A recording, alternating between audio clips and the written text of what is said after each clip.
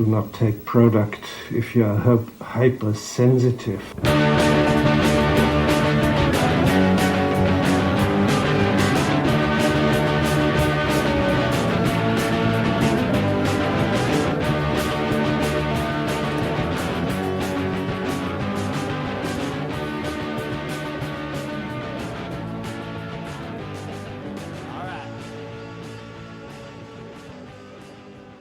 Welcome back to the Intoxicated podcast. We sound like a game show host. Yeah, a little bit. That was a little. Guys, we are here with the movie group. This is the 4th movie that we're doing together, and it's the 20th episode. Wow. Is it only the 4th? Only the 4th. Only the 4th of the movie group. We've done Wonder Woman. Through a May the fourth be trimester with you. together. Yeah, but this is Sarah. You know me, and Hi. I'm Evan. That's just it. Corey. Jen. we are low energy as fuck. Wow, guys. Well, yeah. Super excited to talk about She's All That, or what? Okay. So there is a parody of this movie called Not Another Teen Movie, Yes. which at first I was mistaken thinking, like, oh, I've seen this. Oh, wait, no, I haven't seen this movie. I've seen the parody of this movie. Yeah. So... Which is the same but different. It is the same but different. Yeah. In my opinion, the better of the two. I like the part when it's her birthday and they surprise her in her bedroom. The vibrator? Yes, that's a great scene. So in retrospect, maybe I should have picked that one, but no. I picked the original. Yeah. This is true to your upbringing, your childhood. I did not realize how much this movie affected me until I watched it last night. I was just like, holy shit, how I carry myself, like how I act around guys, like everything is from this fucking movie. Fuck you, movie. Okay, anyways, but let's get to our drinks. Yeah. So we don't have a name for this drink. No, we don't. It is Russian Prince vodka, which is spelled with a C. Freddie Prinze Jr. spells his name with a Z. He does. Yeah. And that messed me up for a bit. Super cool. Yeah. Why? Why do you think you're so cool? You have to put a Z in there. It's still Prince, though, right? Like, it's Freddie Prinze. Yeah, Freddie Prinze Jr. Yeah. So, yeah. So, I knew I wanted to involve that kind of vodka, and it turns out Corey and Jen have daiquiri mix and ice and Pepsi. So that's kind of what we're doing. But there's also a scene in this movie, which we'll get to. Yeah, it's based on a scene where, like, the kid brother makes a concoction of a daiquiri, tops it up with cola. Yeah. So, yeah, that's where we kind of got it from. Yeah, I do have a few quick notes about this movie. Of course you do. Yeah, that's your thing. Yeah. This is directed by a Canadian director, Robert Isco. I looked at his IMDb. The only other movie of note that he's directed was From Justin to Kelly. Really? Okay, so he's a success. I was gonna say, I when I saw the name of this director, it did not ring any bells. Yeah. In April 2015, Miramax or Weinstein Company, one or the other, because it is the Weinstein brothers who are attached to this one. Yeah, they announced a remake of this movie in 2015. I don't think that's going to be made anytime soon, but if it is, that would be insane. Yeah. That would be. In Europe, this movie is called Kiss Me, which is probably a better title than She's All That. Yeah. She's not really all that. All right, then we'll get into that Oh, friggin' because they character. used the song "Kiss Me." Yeah, that's that what. band Sixpence None the Richer. Yeah, they even have one scene where they almost kiss, and I was like, yeah, it kind of goes a little bit with the but anyway, Matthew Lillard demanded a personal trainer for this movie. Who's Matthew Willard? He played Brock, Yes. the real world guy who was obsessed with himself. Which he's so ridiculous. Yeah, I do enjoy the scene of him making out with her. He's like, you do the creepy laugh so good. You really do. It's a talent. I like to. I really like to showcase it around schools. Yeah, I'm now on a watch list. a key, in the eat the pubes off, eat the pube pizza scene, which we'll definitely have to talk about. The pubes were actually corn husk. That's just a fun fact. Oh, that makes it less gross. Yeah. Because they were looking pretty convincing. Yeah. I was like, that will do it. It's pretty good. And the last thing I just wanted to mention about this movie, it has a solo writing credit from R. Lee Fleming, but after the script was purchased, it went through an extensive rewrite by M. Night Shyamalan. Oh no! Yeah, which is insane to me. That's why there's a twist at the end. What a twist! God. I don't know what any of that means. She's hot all along. Yeah. I don't get it. M. Night Shyamalan did like The Sixth Sense, and he's known for like. She's always been hot. Yeah. What? Yeah. So that's that. Shall we get into it? Are we ready? Do this. Sarah, this is your baby. So do you want My baby. Yeah, you want to lead us through this? I mean, I can You lead picked us this through one. this. Me and I guess you guys can help because you guys You are. got- I mean, recapping is Corey's thing. I can never beat him, but I just want to talk about the opening credits for a moment because the font Yes. was so 90s. Well, so is the whole intro with like the paint swirls and the colors. And that shit was chiseled and embossed and like stroked out.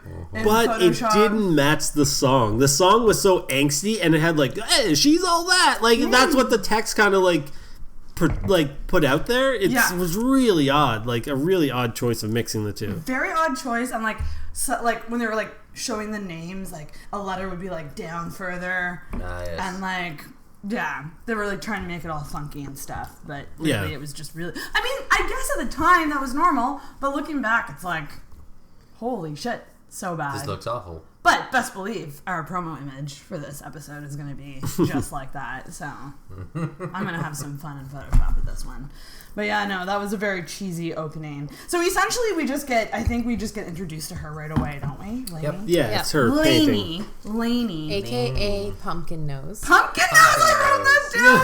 What a weird nickname. Like, why? My dad calls me Pumpkin. Yeah, So Pumpkin not Nose. Pumpkin Nose though. I was like, oh, Like, he what does won that up even me. mean? Is her nose big or is her nose orange? Yeah. I think it's just cute. All I remember is in the Not Another Teen Movie parody, Randy Quaid would call her Pumpkin Tits. That's so much better. Did he? Oh my god. Hi, Dad. Hi, Pumpkin Tits. Yeah. All right, Pumpkin Tits. And I like that so much better. she's instantly introduced to us as like this weird art girl weirdo with a younger brother with who all chose his to wake up. responsibility. And I love how everyone who's painting in this room, is painting this like fucking masterpiece on these like canvases. I'm like, that's not high school art class. No, there were dicks on pages. There's and like there's the kids in the corner that are like using the glue a lot, and like one kid who's doing something cool, but like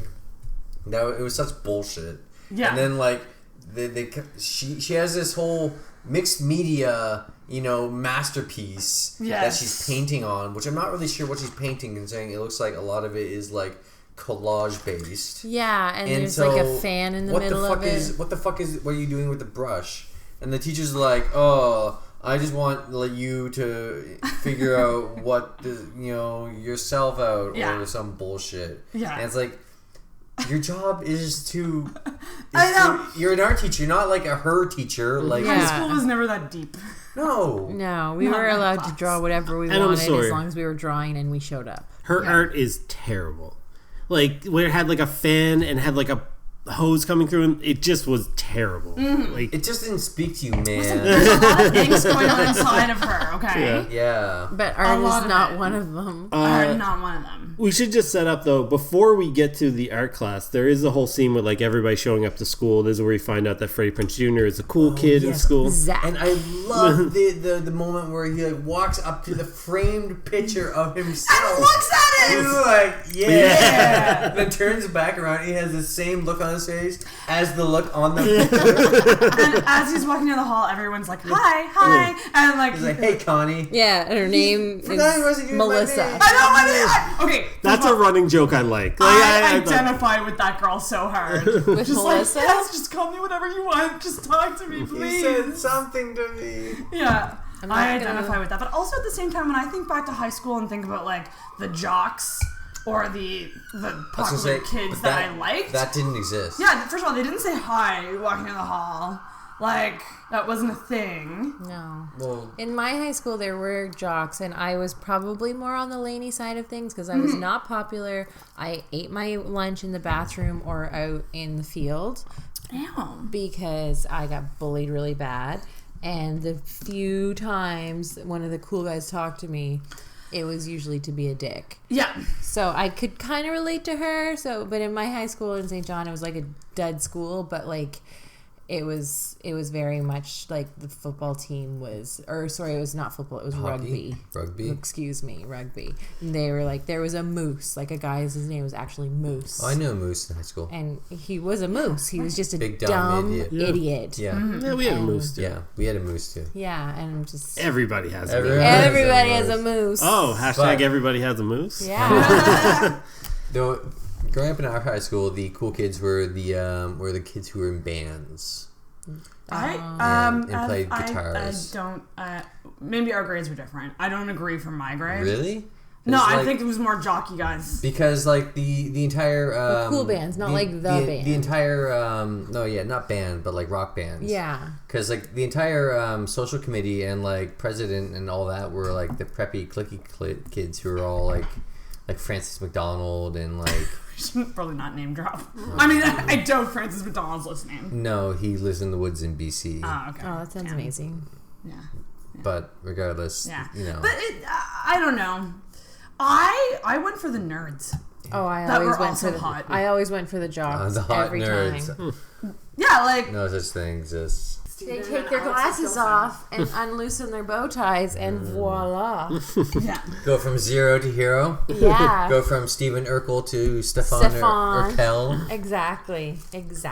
But anyways, going back to his troop, I guess, Zacks. Okay, here's what I don't get. They're a troop, but also rivals, kind of? I Yeah, think Paul Walker was kind of like I think that's how it kind of They were so- eventually evolved to be. I think they were just bros. friends. Yeah, they were bros, but like they Bros. because of this one thing they kind of got pulled apart or something. yeah, Right. because they took it too seriously. you were a jock in high school, Yes. and probably Mr. Coolio, and didn't talk to. I talked to people. everybody. Like I wasn't a stuck up So, jock. how did this happen? How did you? How was it? What was it like to be the cool basketball star Rico Suave ladies man? Let's I hear it. mean, Oh, look, he's so it nonchalant. was it just was what it was. Like it was like Shut your mouth. I went to a small school. It I wasn't just really a big gestured deal. and they would You, come are to you me. telling me that you didn't walk down the hall and say hi to everyone as they gushed? No. Have you I met was Corey? fairly- He can barely say hi to his friends. That's true. Fair point. That was close to the truth. But Zach's Close friends, to the truth. Zach's friends are Preston Yes. and Dean. Yes. Dean is Paul Walker. All I was right. gonna say I did Alright. not. I immediately forgot their names after hearing them maybe once. I wrote Yeah. them all down, but I was Yeah. just Yeah, like, and Dean. black guy and Paul Walker. there's always a black guy, and Literally. he's on what's that show I Duell love? Hill. Psych. I love that show. Psych. Yeah, that show's kind of And he's super- the best character. Yeah. Yeah, so they're a group that kind Their of squad. And Yeah. Taylor. Oh yes, and they all had their girls. She was pretty cute, Taylor. Kind of a bitch, though. Absolutely, but Yeah. But pretty hot. yeah, we should say we should also mention the scene like Taylor dumps Yes. Zach. Zach. Pretty much right at the start of the movie. Yeah. And right before the breakup, Dean and Zach are having like a little chat about like life, just life in general. And I wrote this down. Zach says, "Suddenly, tomorrow is not just tomorrow; it's the future." Oh God. Oh, God. Hashtag wisdom. Tomorrow is the future. So is that what it's like to be a jock and know that tomorrow is the future? Is that No, I never thought that way. Tell me. I'm just here as a humble movie reviewer on a very humble podcast. That's very true. We're very humble. I just want Paul Walker, and we should say, Paul Walker is Dean in this. So, Such a dick. R.I.P. He's such a dick. He's definitely had a nose job. He definitely had a nose job later on. Like, you can tell he has a different nose in this. I was just He like, did look a little different. yeah. Still so freaking handsome though. So we should say too that Taylor His dumps eyes. Zach because she had a hookup through Warren G's hairstylist or something. Yeah. She said something really. And I was like, that's such a '90s phrase. Like, and I was like, that's kind of funny. But she met a guy, Brock, that is on The Real World, played by Matthew Lillard, who I actually thought was really... All the Real World stuff in this, I thought was really funny. Yes. I thought Matthew Lillard actually was hilarious in this I movie. love Matthew So Lillard. he's retarded. Oh, Yeah. not allowed to say that word. Yeah. That's a bad word. Shame. Shame. Shame.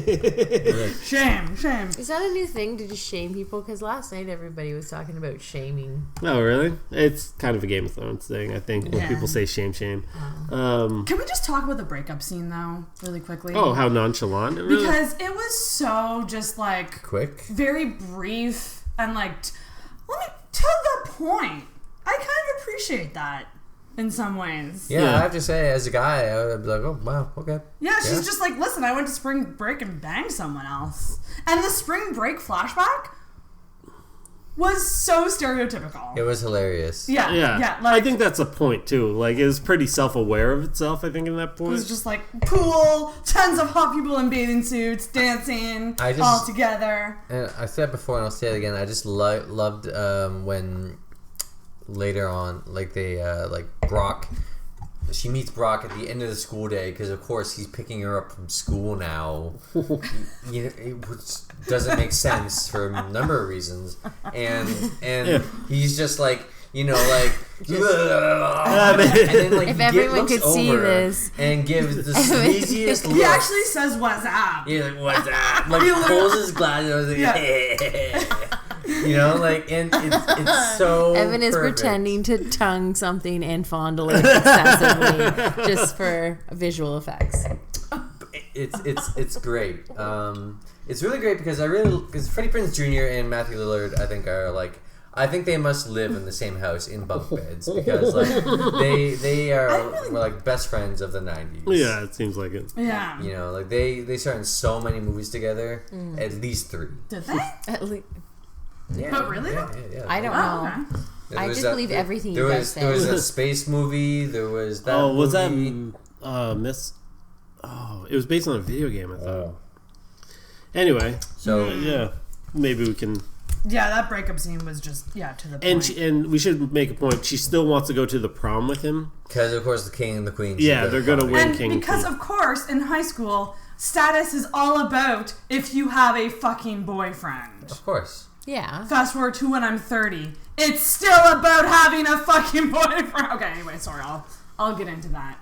Emotional baggage later. Yeah, that fucking emotional bag. We should also mention that Usher is the school DJ. And, Oh yeah, I did notice that. yeah, I was like, and wow. pretty much you can tell all his scenes were filmed either way before or way after this movie's finished. He's never in the scene with anybody else. He did get his little montage of cool dancing Yeah. at the prom, though. But I there know was it's no big. other, like there was actors in that scene, but no other actors With that in faces. No. yeah that were in the Yeah. yeah. I actually wrote down, does Usher not actually go to school or does he just narrate the That's whole what I was day? like. I was like, he doesn't go to school. He's just the school DJ because he's a. But also the narrator. Like Yeah. he it's like he's watching them and narrating. And I just want to say, like, not in high school, but in elementary school, I get to do the announcements over the big speaker, and that was a lot of fun. Brag. No, I did elementary. But then junior high I happened. don't think I ever got to do announcements, but there were kids that did get to do them, and I think I was super jealous. We got to do them. Yeah, we got to like do like the summary of all the sports games and what the scores were and stuff. That's fun. I know. Yeah, I was never involved in anything in school. I just showed up and Yeah. looked for the best. The school's extra cool though because they have a DJ, Yeah. not just an announcements. but person, that's a Usher DJ. Oh, yeah. Yeah, I don't think he actually goes to school. I think he's just there the whole time. The third one was Scooby Doo, by the way. Oh yeah, that's right. And Oh Matthew my Lillard. god! I'd like to see that. I think that would be a fun time for me. Probably not. So then I love the next scene where Lanie is in art class. Yes. Yeah, we were briefly talking about that, yeah. But yeah, go on. Sorry. And No, then go ahead. her friends are like, we were in Prague and at this, I think, coffee shop and talking about how all these famous artists only got famous after they killed themselves. Yeah. So you should kill yourself. And as a bullied kid, I've had that conversation with a few girls in my school. And I was like, Holy fuck, this took a turn. Yeah. Anyways, that little scene, Dug deep. it dug deep. It dug deep. And I was just like, I know that girl got pregnant in grade 11 and she's probably a fat cow now. So cheers to you.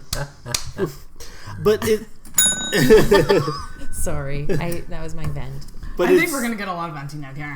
Talking about high school. I think it was really funny because they had this scene that there's like cool art kids and they're like, but it's so weird. It has a weird like throwaway payoff. Like, Yes. there's only a little bit. Like she gets her somewhat comeuppance for telling somebody to go kill themselves, but it's weirdly such a minor plot in this that it's only this scene and very briefly in And I thought that was really weird too. I'm like, you guys are the same. You're arty girls. Yeah, Why are yeah. you? What's with this cattiness? Because they're There's only girls. one arty girl can See? be arty.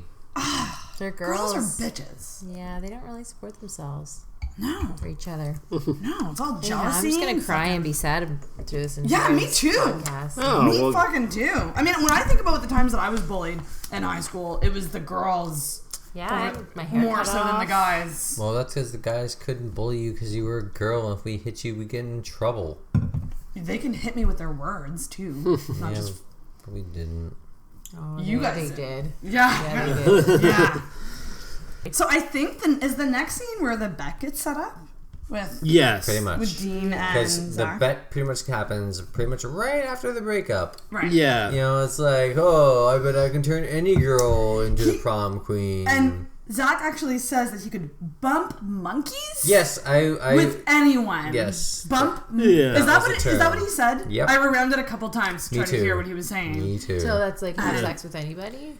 Bump monkeys. just a very no, he just weird wants to way of bump saying monkeys. it. Just take their monkeys And and just bump them. Bump 'em. they just have monkeys and they just make them bump each other. And they're like talking about Taylor, and they're like, she's the girl everyone wants to be, and every guy wants to be with. And Like Zach that is whole that. fucking cliche. That's such a cliche, Yes.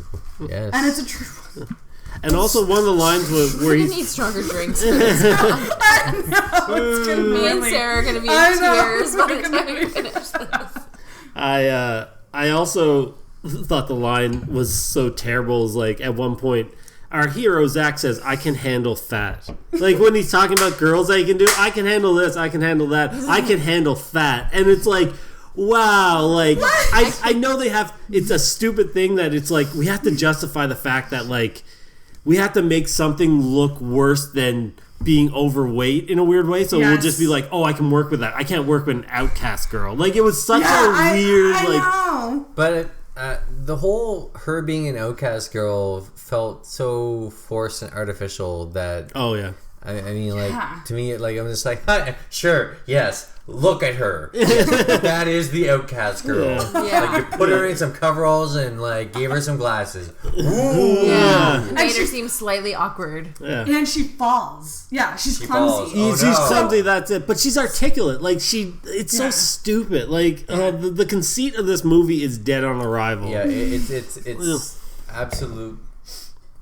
It's so based in like '90s culture. Yep. 1999. I did enjoy the scene where he chases her down to the pita shop or whatever that she works at. The guy, Stalker. falafel shop, and the guy is trying to decide whether to supersize his balls. And like, Yeah. could I see, like a comparison, like just so I know what kind of what I'm getting into, and like. It's like, I don't know if I want to supersize my balls. And he just immediately starts talking to her as if this person just is like non-existent. Mm-hmm. Oh, it's just so funny. Yeah. We do have that coming up. It's Yeah, two that's- scenes away. Isn't that right after? That's No, coming well up we soon. have the bet and Yeah. then we get I thought this line was hilarious. right after they kind of make the bet, it cuts to Brock on the real world again. And I just love this scene because it's such a funny line. It has, so Brock is there and he's being yelled at by a roommate. Yes. And the guy's like, he's like, you disrespected me and you disrespected Harmony. And it's funny because Harmony, like, I love the kind of double entendre that, like, he's disrespecting Harmony within the house, but it's really an actual girl in the house is named Harmony. Yeah. Oh my god. Like, the real world stuff is actually really funny. It is, yeah. There's just one little point when they're talking about the bet, and while he's sure. so this is back. Yeah, but yeah, it was that's okay. super funny to me, and he was like, "I can deal with fat," and he's like, "And I can," and there's this girl, whatever girl, fine, but she was picking a wedgie, and he was like, "Rectal archaeology." Yes! And I can deal with the and I enjoyed that so much. Talk about cutting deep, though. Yes. Like, that scene where they're, like, judging the girls as they walk by them.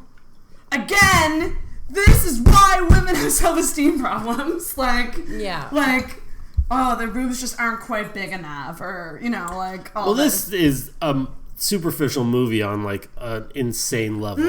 Yeah. I don't think I realized it. I haven't watched this in so long. Yeah. I mean, to the point where it's like, I don't understand.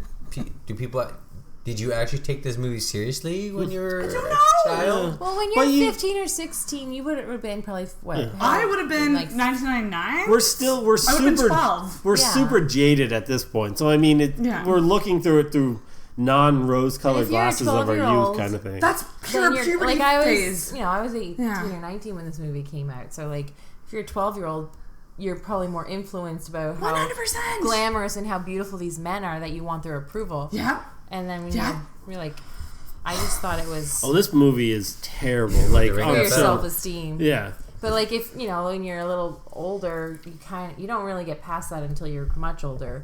But when you're older than the characters, you feel a little bit more in control of the situation. I think maybe I need to find a movie that maybe influenced me in such a way, but I don't think any exists.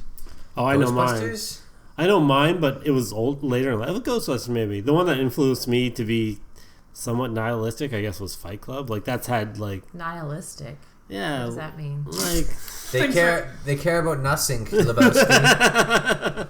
just looking at the world negatively in a weird way. Nothing No, matters. realistically. Yeah, that's it. Sorry. Yeah, just one quick point about the bet thing. Preston, the friend, who's like quite overlooked in this movie. He could have been completely cut out, and it would not have hurt this movie an Seriously. iota. But he is kind of like the voice of reason in a way. Oh, that's At his. a lot of times. Yeah. Yeah, So I'm like, conscious damn of it. the But there's another. You're actually nice. But it should have. Like, you could have cut him out and just have the dad be the voice of reason. Like, That's true. His character is. It doesn't need to be in the movie. Like, they could have easily cut him out of the movie and it would meant nothing. Yeah. And another thing about Preston briefly is that, like, it's another bad stereotype that, like, he's always eating. Like, he's like, I'm trying to lose weight, and he has, like, chocolate bars in his pocket and stuff. Like, Oh no, that's her friend. oh shit! Yeah. Sorry, okay. Preston is the other guy in Zach's troop. The black guy? Yeah. Oh, Who's my just bad, kind my of bad, there, my bad. but also again could have been. But cut he out. was the conscience of their Yeah. Like, he He was, didn't yeah. have a very good conscience, but he was. That guy who was always eating is Foggy fucking Nelson. What? Yeah. Okay, I knew he was familiar. Yeah. I'm sorry, actor. I don't like you. You're not good at it. I remember. Although I have to say, you look pretty much the exact same now as you God. do. Oh yeah, he hasn't aged. Like you today. look like you haven't aged a day. Yeah. I also wrote down that he's either so deep into the friend zone or he's gay.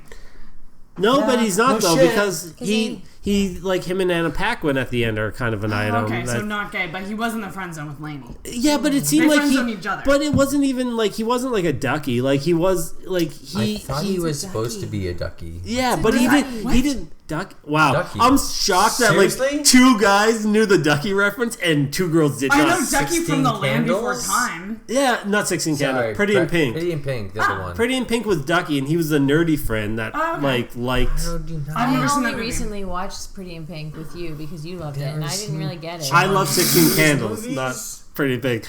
Anyway, it's kind of like in talking about movies. It's kind of like the friend zone character you kind of call Ducky. Is like it's been known since he's like the prototype. Like the ally of the female. Well, he's like the friend that wants to be more than friends, but just never. It's not gonna happen. Yeah. Waiting in the wings. Yeah, but he never. But this character, I forget his name then because I thought. Well, I have it written down somewhere. We'll just call him Foggy Nelson for this. Yeah. I didn't actually write his name. So Foggy. I thought that too when watching this, but like Jesse. I'm still gonna call him Foggy. Yeah. It's stuck. So Foggy never has that moment that he's like, oh, I want to be with her.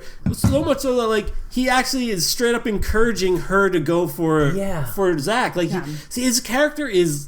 Like, there's nothing to him other than he eats too much. And that is, like, the wrong message. It's the running joke throughout the whole movie. It's like the artsy girl has to have a fat friend. Yeah. It's kind of like, it's, oh my god, Mean Girls. Mean Girls did that trope, too. They did. They did that trope as well. Got there before but maybe I did. it was just platonic. Like, maybe they were just which is awesome, but there's no depth to his character. No. And was Anna Paquin's character Freddie Prinze Jr.'s sister's character? Yeah. Yes. Mackenzie. Yeah.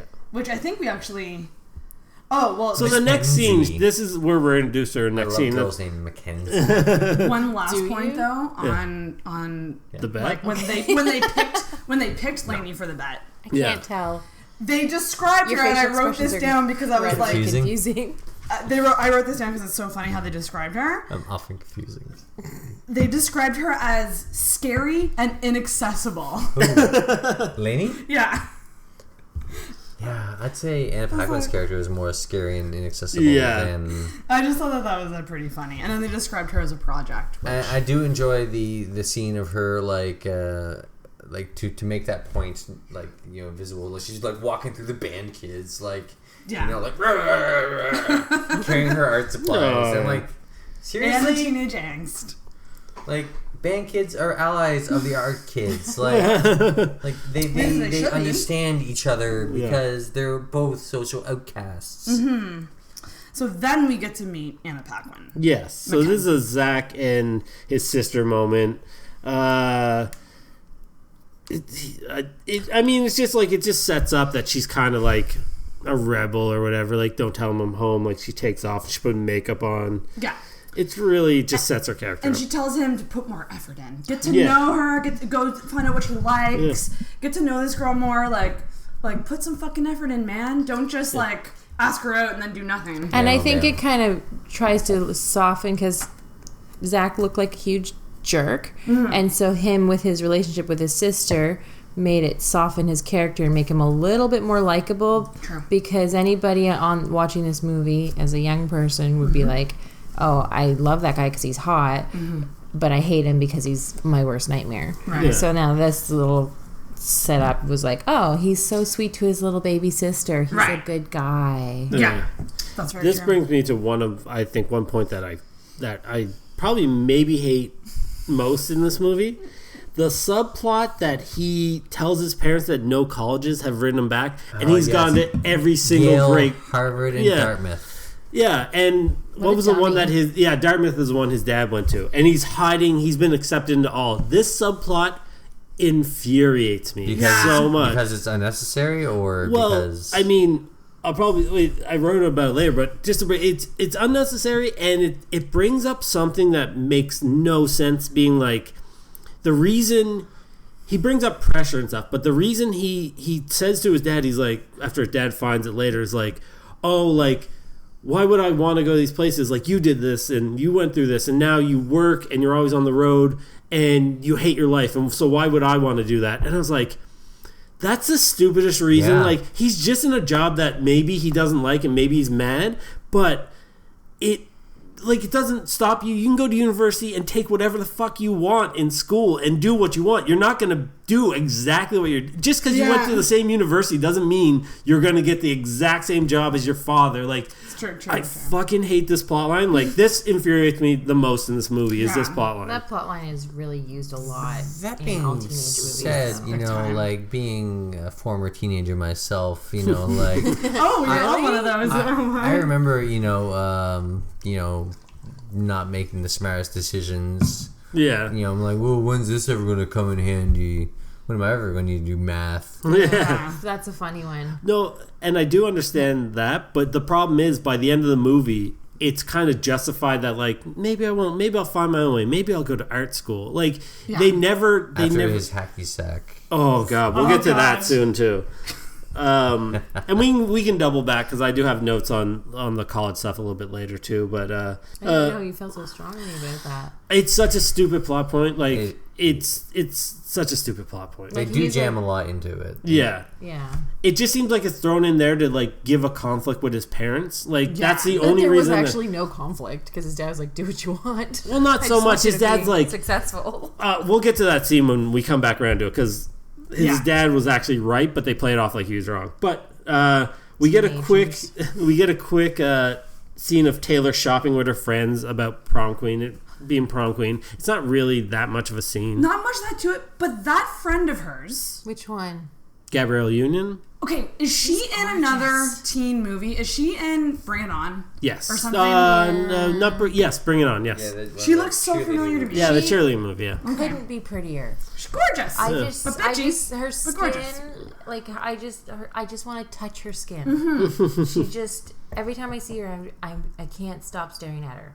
I love that Taylor's like, and this scene is when she's like, I can be prom queen. I could do it on day 1 of my period. Yeah. God! Wrapped in TJ Maxx. Yeah, that's right. Yeah. Oh my god! Just like it's like, oh shit. Wrapped in TJ Maxx. I gotta say, I was really pleased with that whole fashion system because it made me like be like, okay, I thought I was a freak in high school, and I was like had the hair with like 40 knots in it and little tiny things. Yes. And like I had like the frosty, like whatever color my shirt was, I had that frosty color lipstick to match and eyeshadow. Mm-hmm. Yeah, the eyeshadow to go from no liner. all the way. Liner wasn't a thing. And and like just and I was just like, look. actually, I was really trendy in high school when my parents paid for things. Yeah. Back in the day. Yeah. Glory days. Exactly. But essentially the scene is really just to be like, okay, We hate Taylor wants to be prom queen. She's a fucking legend. Yeah. In her mind, and she's then- a legend. Yeah. And she's also, I think it's also showing that her friends are like, we're over this. Yeah. Yeah. Yeah, that's right, because they're kind of like, she's Almost kind of laughing at her. yeah, like she's such a bitch or something. Yeah. And they're just like You're like, she's such a bitch. I was trying to find something. There was a pause there. I was like, for lack of a better term, she's just a bitch. And there's another thing of like they're just telling her like, okay, like you broke up with your boyfriend, but like you know you gotta rally those votes, like Yeah. so Like, my pull your shit tattoo together. hurts. Yeah, It's the like tattoo. the typical when somebody gets a tattoo and they want everyone to know, and they're like, remember you told me about that guy who was limping at your work? Yeah, And just then- so like people will be like, "What's wrong?" He's like, "Oh, I just got a tattoo," and then you show it to everybody. I hate people like that. Yeah. So this is where we get to the Falafel Hut scene, which is it's like we talked about a little bit earlier. Ridiculous hat. The friend's there for some reason because like Zach comes in to kind of court her. And the friend is just hanging out there. Like, he just is in the corner. Yeah. And I did love the last I mean, we should say Zach wants to go on an art date with her. He kind of lies about loving art or something. Yeah. So they make this art date. And then at the very end, the old man is like, yes, I would like you to supersize my balls. Which I did get a chuckle at it. Yeah. I actually chuckled at that. Well, he was probably the best actor in that whole movie, He that customer. was the greatest part of that movie. Yeah. So next is the weird art show. Yeah. This is another weird thing that I'm like, I don't understand what you want to convey here. Because... well, Stupidest show. but it is because they play off the first part that like it's really stupid. Like they have who's played the guy is played by Alexis Arquette, who was transgender. Yeah, that was Lex Arquette. Like Okay. unfortunately killed herself Shit. like I didn't last year or realize something like that. that. Okay. Yeah, that's who it was. Oh, fuck. Okay. Yeah. But it's like this, it's this weird, weird show where they have little people in it too. And I think you wrote down the line because you were like, you laughed about it. You're like, I have to write this line down. My soul is an island. Yeah. My car is a Ford. Ford. Like, that's so deep. I was also like, I was keeping track of all the very typical tropes of this movie because this movie is loaded with them. Yeah. But when did little people I think start becoming a but thing? unfortunately, they've always been a bad, misrepresented stereotype. Like, oh, we'll put a little person in a movie and it's funny instantly. Like, Or it's a music video. You're so Think of smart.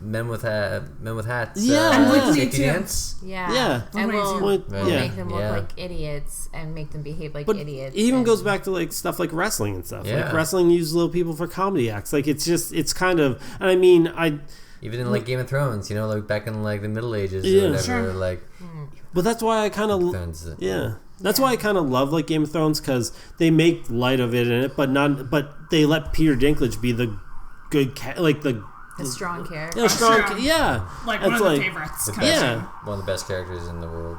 yeah, little people in films are now getting like Peter Dinklage. I think I was talking about specifically. Like he gets roles now that like are just roles. Like it's just like which he should. Like it's such a weird discrimination that still hasn't been full. It's been like going in the right direction, but has not fully.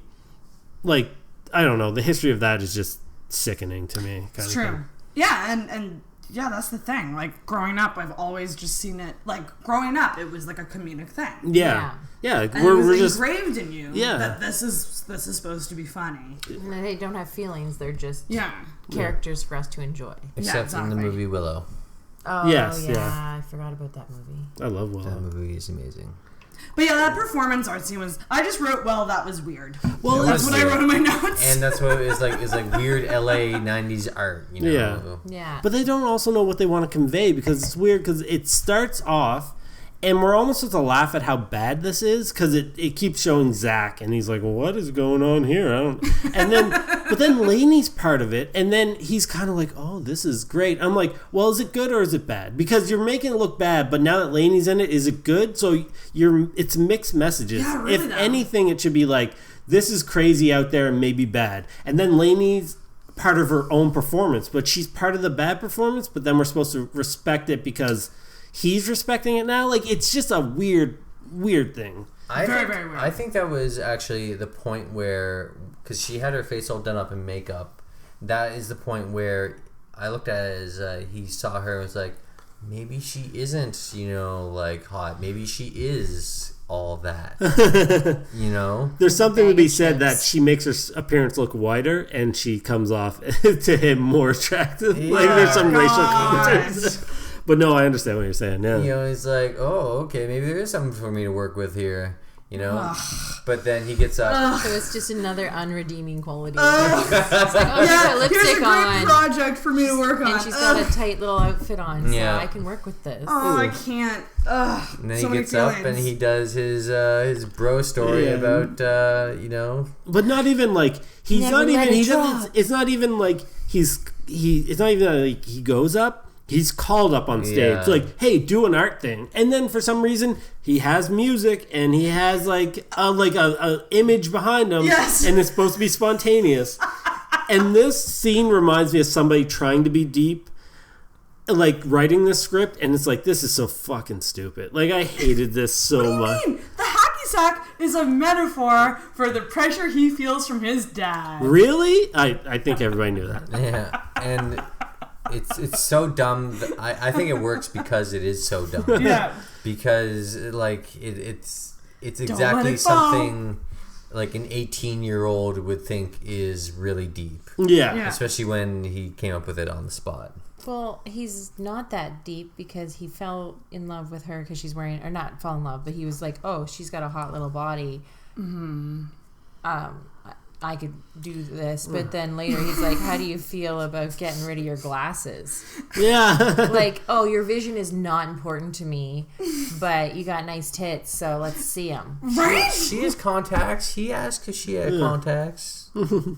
I like, of all the things, I was like, I love that that's the thing. Like, that's his breaking point. Like, we know that he can deal with fat. He can deal with this, but glasses, he's like, Yeah, nah, yeah. boo, glasses. Yeah. Big time glass. But that brings up a point. Is that why you're wearing glasses today? No, I mean, maybe. I But guys, so last night something happened to you guys. Yes. We had a fairly traumatic event. Corey and Jen had an experience last night. Yes, we did. We had a really nice evening. We went there's the tall ships here in Halifax. We walked down there in the evening and had a really nice walk. We're walking home and a group of people came flying out of a bar. Toothy moves. And just ran right over everybody. And we were like, oh, that's awkward. And we kind of were like, let's get out of here. But we couldn't really get out of there because they were right in the middle of it. And then the cops came, and then someone was shouting. We should say, to set it up a little more. So they came running out, and we walked. And right now we're relive in Halifax. This is on a street with a lot of bars, but the roads are blocked off. Only you can walk up and down the sidewalks. So you're kind of bottlenecked. Tons of construction. Yeah. So they're fenced off, too. So we saw a kerfuffle. It's a huge group of people, like 25 to 30 people, and there's like 12 to 15 cops. And so something happened at this bar. They ran out. We're with 5 people. We were drinking, so we had a person with us who was very drunk, and he kept walking up to people, and I will change her name, but he kept going. We were looking for a friend of ours, and he kept asking random people, hey, have you seen Stacy? Have you seen Stacy? Have you seen Stacy? So this plays into the end of it, which I think is funny. But so just keep that in mind. So like this kerfuffle's happening. Like this group of people are yelling at this group of cops, and they're yelling at each other. And so I was like, 2 of our friends walk up ahead, and it's me, Jen, and another friend of ours. And I was like, I want to kind of see what happens here. So we put ourselves on the sidewalk, kind of in a little alcove where a store was. And then somebody yells, where's the gun? No, get the gun! Get the gun. A guy who had blood all down his shirt runs back to a few of his friends and says, get the gun. So I was like, well, that's crazy. A cop hears this. A cop pulls his gun in the back of all the cops. He pulls his gun out.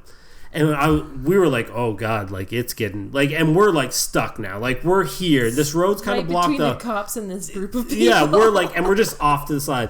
Out of nowhere here, and, like, a guy just gets smoked in the chest with a tear gas grenade, like, right in the middle of this. So the cops threw the tear gas? Yeah. They shot it out of something. Like a a gun. potato gun. Almost. Yeah. Fuck! Yeah. Hit the guy in the chest. And so there's just tear gas like everywhere, and we're stuck in the middle of this. And so it tastes bad. It tastes bad and it burns your eyes.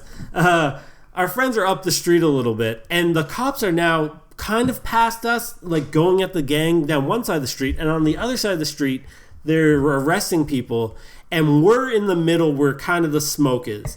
And so we wait there for a while. We're like, we can't go left or right. Finally, we go right. They arrest another guy, and they come running down. We have to go in another little alcove. And then we finally catch up with our 2 friends way down the street.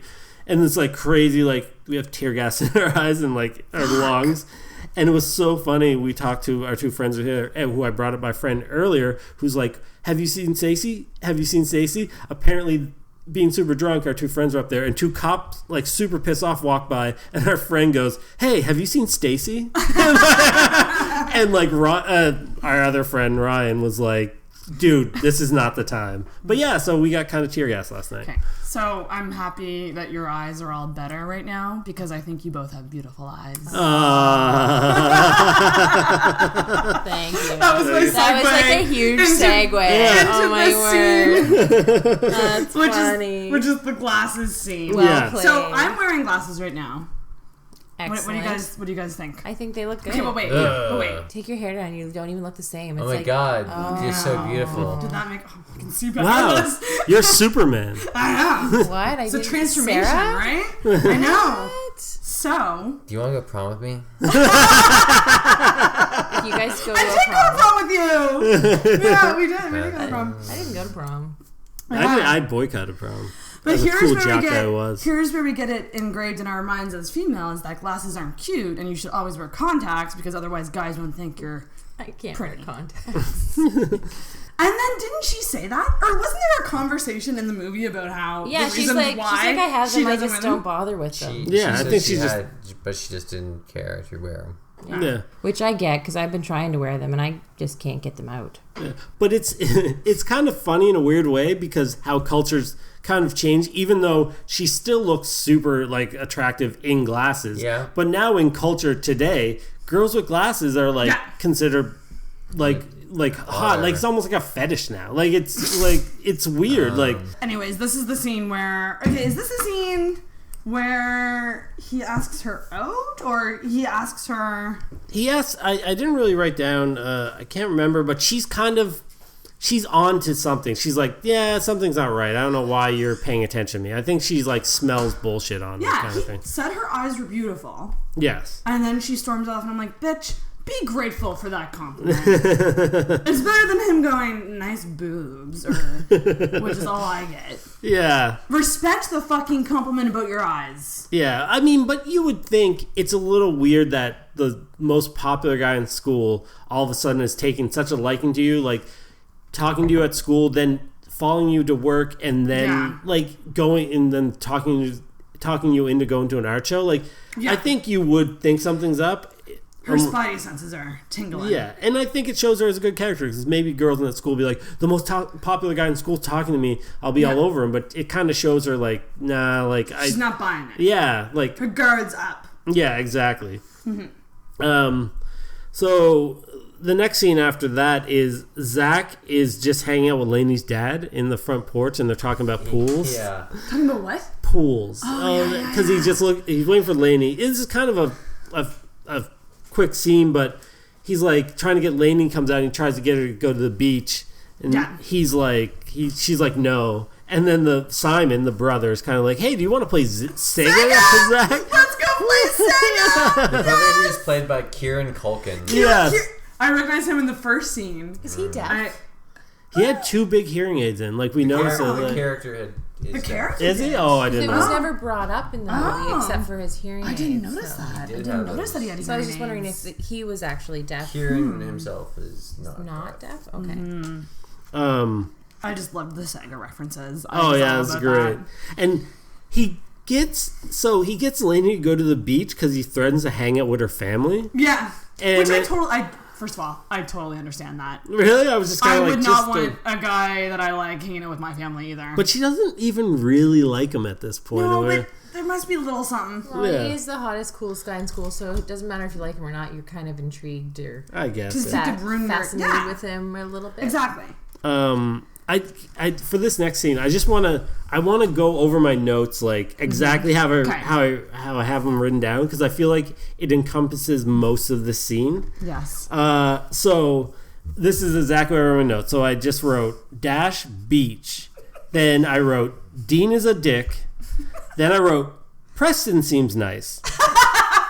Then I wrote Lanie wears overalls everywhere. Yeah. Jealous. Yeah. Then I wrote, one of the girls is sunbathing, but under an umbrella, ? Because there was a girl that's like, she's doing the sunbathing, has her arms out, and she's in the shade. Like, she has a big umbrella underneath her. Like, you're not quite doing that right. I fully intend on, like, turning over in 5 minutes. Yes! Like, why? Yeah, you're not in the sun. You don't understand how sunbathing works. Yeah.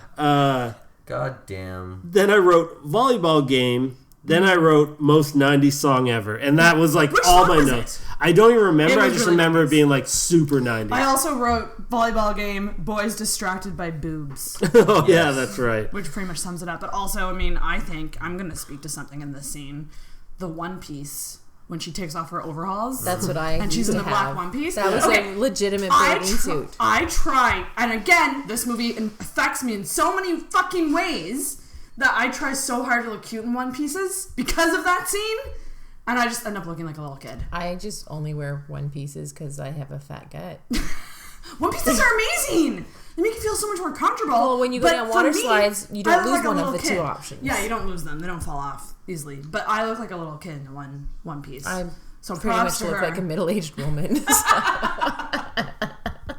Opposite end of the spectrum. Evan has something serious to say. What do you think, Evan? Weigh in on one pieces. I only wear one pieces. Okay. And they're called Speedos. Yeah, but regardless. Well, let's go to the beach, guys. I always have wanted to find a very sexy black one-piece bathing suit. Joe Fresh. Still have yet to find one that doesn't make me look like a 12-year-old. Sorry. I don't go for sexy for bathing suits. I'm just like, it covers everything. I look Amish. We'll do this. Rant is over, guys. Awesome. But this is when they're like, oh, she has a body under there.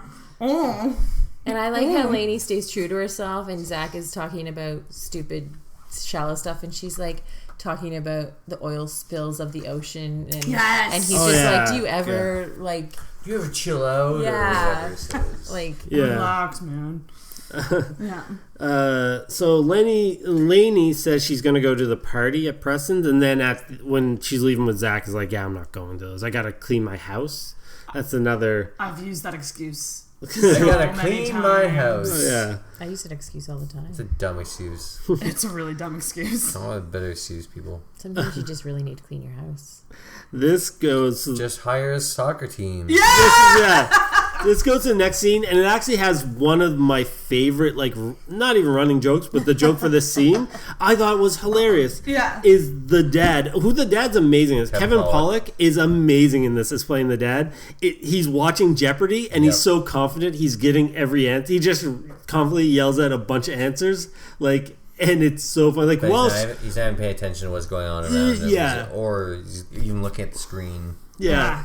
And it was, like, one of the funniest things. Like, the first one, I think, is the only Jeopardy one I really remember, but he had a bunch. But one was, like, the question was, like, this company developed... it was Welch's developed this in whatever year. And he's like, non-alcoholic wine. And, like, what is grape juice? And it's just like... And the other one is... I really like the one where... he answers it and it's wrong. Yeah. But like one of the stalker kids and like is like, what is the Gutenberg press? You know, and he just looks up and like, where do you all come from? Yes. Oh, that was amazing. I actually That was wrote really it. I actually wrote down. He said, "Who are you people?" Yeah. Great. That's what makes him like look up. Well, I was just say this is a pretty whatever scene, but it is so. Basically, Zach brings over the soccer team to clean his house, and are you like you have your arms up, Sarah? This is Sarah's scene. Are you going to talk about have who's soccer. on the soccer team? No, sure this not. is the scene of the girls. Who's on the soccer team? Oh, it's I'm going to butcher his name. It's Milo or Milo Ver. I know exactly who you're talking about. Maggie From or Gilmore whatever. Girls. Yes. Oh my god! I didn't catch that. He's one of the soccer players. Okay, I need to go back and see Yeah. that. That's so funny. All right, so There's a key part here that I'd like to talk about. The stairwell scene. Okay. are we getting to that? We're getting to that. Oh, So yeah. It's the most important scene of the movie. So we should set The up. most important scene of the movie. We should set up that also he's brought his sister along to make Makeup. this hideous beast Lanie presentable for a party. Anyway, Okay, but guys, you guys, he gives her, ready for it, a red dress. In the room, she also got a red dress. This led me down a rabbit hole of anything research, for my princess. and I did some research into this common thing, which is about red dresses Is it and about women getting sex? So yes, men. This is according to research people. I have an article right on my phone pulled up. Men interpret a red outfit as a signal that women are more open to sexual advances because when women are aroused, or if they're into a guy, they blush a lot and their skin gets redder. So red equals sex. Red Roses, the song Krista Berg's Lady in Red. Nice. Red Shoe Diaries. Red But Shoe also, I just Diaries. immediately thought of that scene, which is, God damn, I want a guy to buy a red dress for me. God damn it! Or I should just wear red more. Yeah, I don't know. Either or. But yeah, red dresses You've are never a bought me thing. a red dress. I don't think you've ever bought me a dress. No, I would never do that though. Yeah, yeah. I mean, It's just weird because like the chances of you liking it are, who knows? Like I think I know your style, but if I just came over with a dress, that's like every time we're like at window, like I like that, and you're like, you do? Well, that's not what I like. so they get ready in her room, and Mackenzie Apparently is a like Cosmetic. master Hair and makeup hair guru. like because she cut her hair. Yes. Yeah. There's a couple things here. One is the eyebrows. She's like, you gotta tweeze that shit.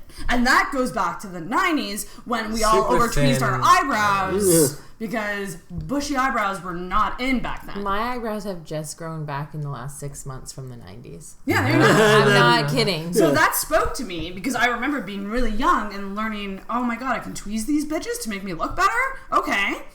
So, yeah. And then she's like, yeah, that hair doesn't match your face shape. Let's cut it off. Yeah. And then we get the famous staircase scene. Her shoes are fantastic, and I'm pretty sure. Copyright. Yeah, 30 seconds. 30 seconds. All right. And Yeah, then she we don't falls. need to listen to And then 30 she seconds. falls, and then the music stops, and she falls, and I love it. I love it so much. That was great.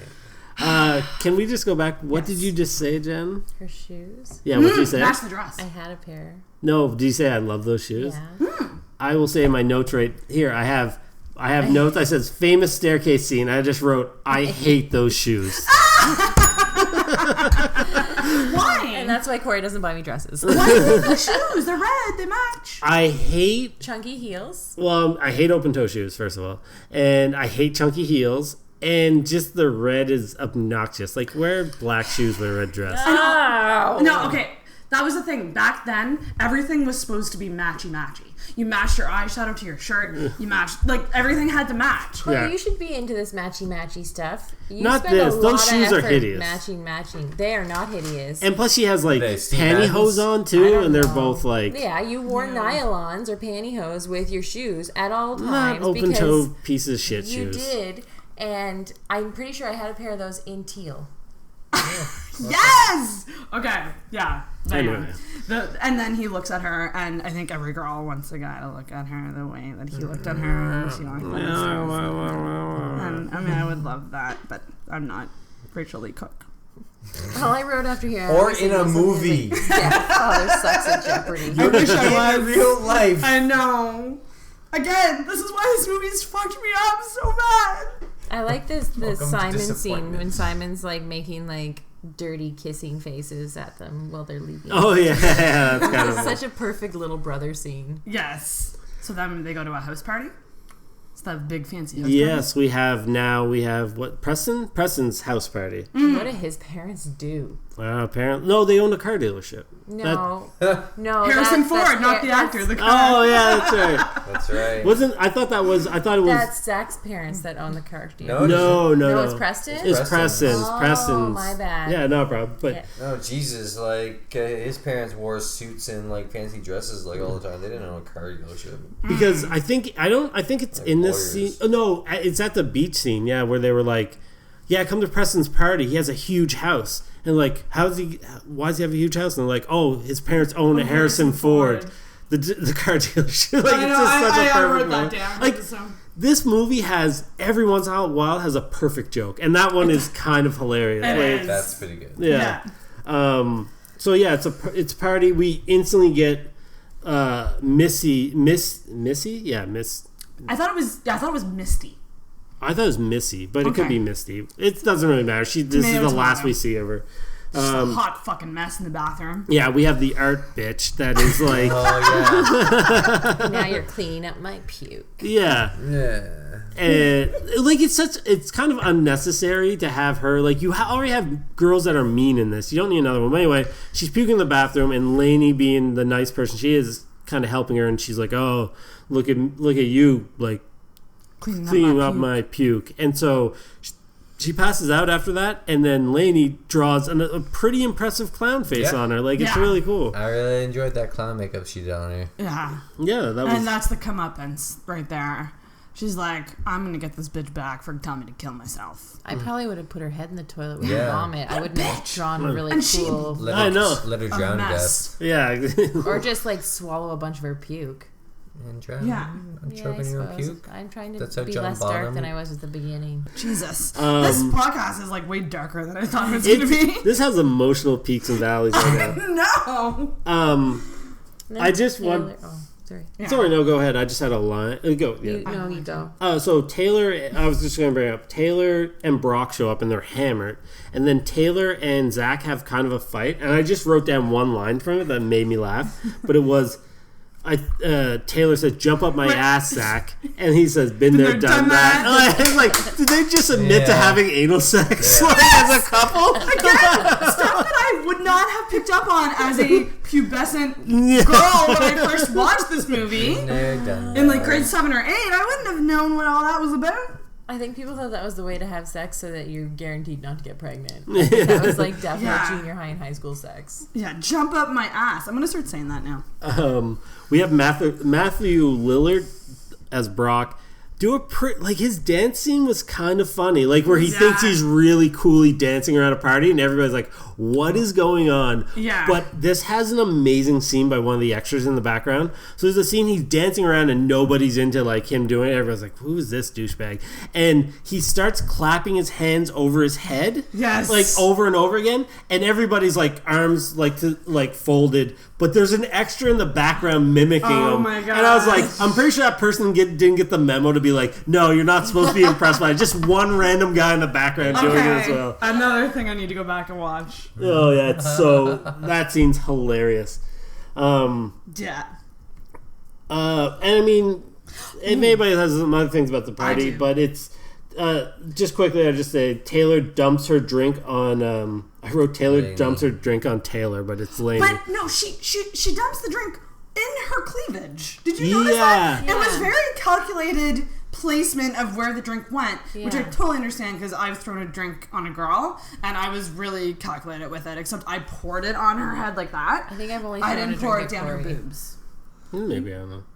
Yeah, she was definitely aiming for the boobs. She like went like it was just really weird and awkward. I wasn't a weird fan. pour? Yeah, I wanted more like ah, but she But it was was like a That was dump almost and- more insulting though because it was slow motion. Because she was supposed to say too, like she kept going like, "Oops," like and just like you're not going to do anything about this. I'm your yeah. queen, kind of. She runs out crying. She falls again, and I just wrote, "What's with all the falling?" Yeah, What is with all the falling? she's clumsy. Zach can't work with this clumsy girl. Clumsy girl with glasses. Explains why I'm single. Fall all the time, no one will like you. Yeah, falling equals you are hopeless. And I don't know, there's like Didn't another know that little was a scene, rule. and I don't know if it's at the party because I can't imagine that her best friend Jessie would have been at this party. But they're walking together, and they're talking about, I think, the This party. is the very next scene. Okay. It's when they're in school. They're walking like, okay, go, yeah. And he has chips in his overalls. Overalls, yeah. Like in the pocket bib. He's He has just a bag of chips, and he also has chocolate bars. Like, I wrote that down, too. Like, because he can't stop eating, even though he's trying to lose weight. It's such a stupid plot. so man. dumb, so dumb. So, yeah, so they're talking. This is where we find out Lanie's been nominated for prom queen. Mm-hmm. And this is where we also find out that Brock has broke up with Taylor. Right, Yes. right. He broke up with me. Like, Yeah. this girl does not know fucking struggle. Fuck you, Yeah. popular pretty girl. You don't know dick all about rejection. Also, I love that his thing is like, oh, you thought we would be like together more than the summer? He's like, I'm leaving for All-Star Road Rules, which I used to watch a lot of like Real World and like Road Rules back in the day, and that line killed me because that's what happened. Like man. if you were on the Real World, the popular characters they would put on the show Road Rules where they drove around like the states. It's like The Bachelor and Bachelor in Paradise. Yeah. Similar idea. Yeah, kind of. Wow. So it was it's kind of awesome that he used the exact same line on her that she used on Zach. Yeah. yeah. It's Again. so sweet. Yeah. Then we have a quick soccer game that is strangely the most intense soccer game I've ever seen in my life. I just wrote 25-year-old men playing high school soccer. They were So true. full-grown men. And Dean, Paul Walker, like, did Zach not do well in the soccer game? See, because I kind of zoned out because it was sports. Yeah, My brain he just turned- missed like a wide open net. Right. And they were pissed So off. he's like, it's because you're horny, essentially. That's what. Yeah, they get in the locker room and Dean Yeah, alludes. this is where the real fight between those two starts to happen. Yeah. Yeah. This is where Dean kind of alludes to wanting to like bang Lanie and stuff like that. Right. And Zach gets all pissy about it, but yeah, that's kind of like the. And he's essentially like, well, Taylor's single again. You could go get some. Yeah. Yeah. And then I was like, they act like the prom queen and king is like the biggest thing. Like Taylor's handing out lattes. Like vote for Taylor as a latte. I paused that scene because I was like, are they really lattes? It looked just like water. Oh, I no will doubt. not lie, it did not look like coffee at all. No, and that they bugged were me a not. lot because I would fucking vote for someone if they gave me a free latte. But okay, I have a question. How the fuck do nominations work? Does anyone just get nominated? Like, was it just like for so many years no one else got nominated except Maybe. Taylor?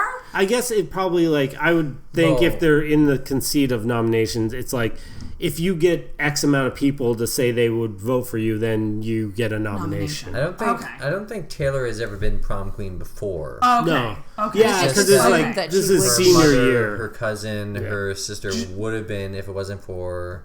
And just no other girl is in consideration at all. Probably like it. Apparently not, because there's only one popular girl in this movie. Yeah. Yeah, and none of her friends would probably ever. That's dumb. That's not. I don't like. I don't know. We probably Yes, had a this prom. constructed reality is. This constructed reality is dumb. Yeah. I don't know how that stuff works. Is there actual prom king and queens in our Some world? places. Yeah. I don't Yeah. remember In the ever real voting world? for prom queen or I don't think it's every school. Like it's Yeah.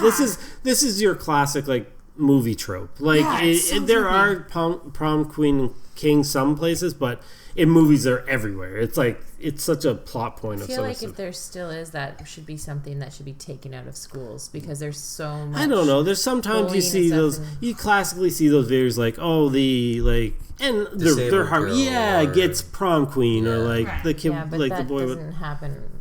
It's almost like a here we're being so nice to give you this, but really this girl over here is I the mean, star of the show. I mean, who knows? It's a holdover from the 80s. Yeah. Like, like all these, like, sort of, like, shallow populist based. status. Yeah. All Yeah. about that status. um, So is this when he goes to her house? yeah, we get She's to see. painting. She's talking about her mother. Zach's kind of like, you can't shut people out.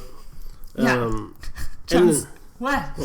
I wrote something down and I forgot. But okay, after Lanie got nominated, and it was like all the minority groups in the school were like putting posters, and one of them was the prisoners group. Yeah, I noticed that. Sorry, Wasn't one of them just gay people? Yes, Gay people? gay Really? people. Yeah, one of them was just The gay gays. Yeah. I think the sign said the gays. God! What?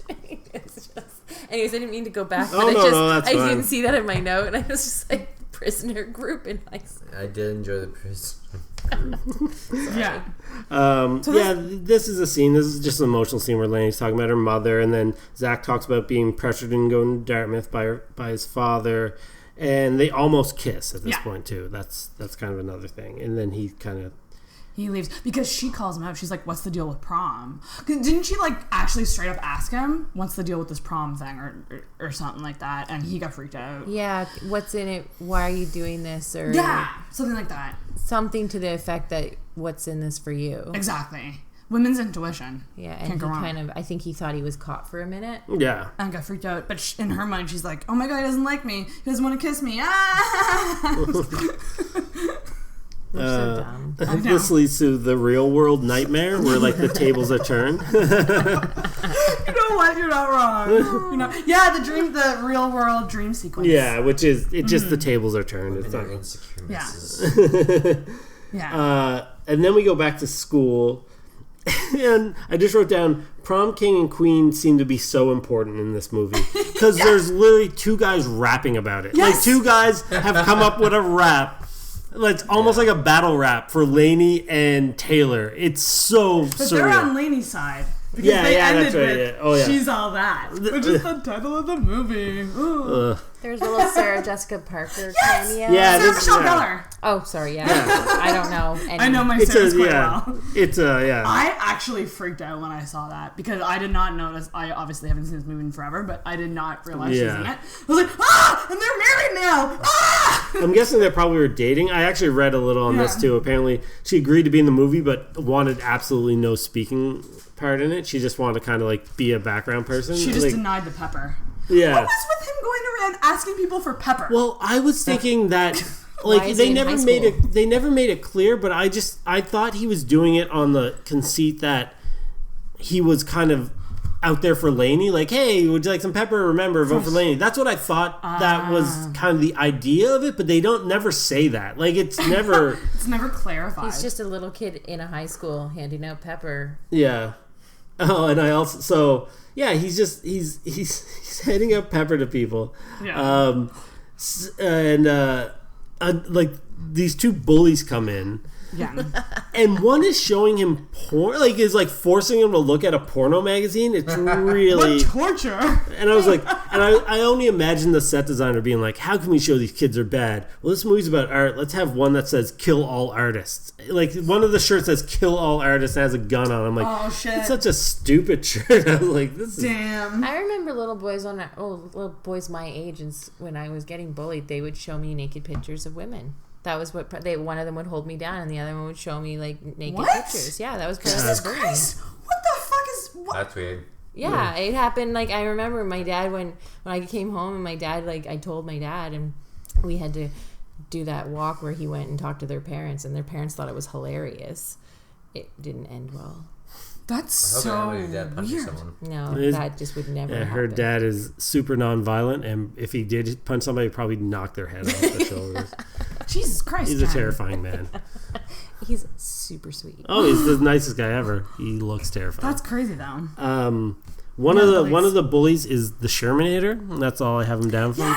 Yes. And it only reminded me of this really sad thing I saw, because obviously, if you know, Shermanator is from American Pie, and he plays bully in this. I remember seeing an article where it's like, what's Shermanator doing now? And he was just like, somebody took a picture, he's just a waiter at a restaurant. Like, he doesn't get movie roles anymore. I was just like, that's kind of sad. Poor bud. But this is where we get Zach forcing, so they're picking on, what's the kid's name again?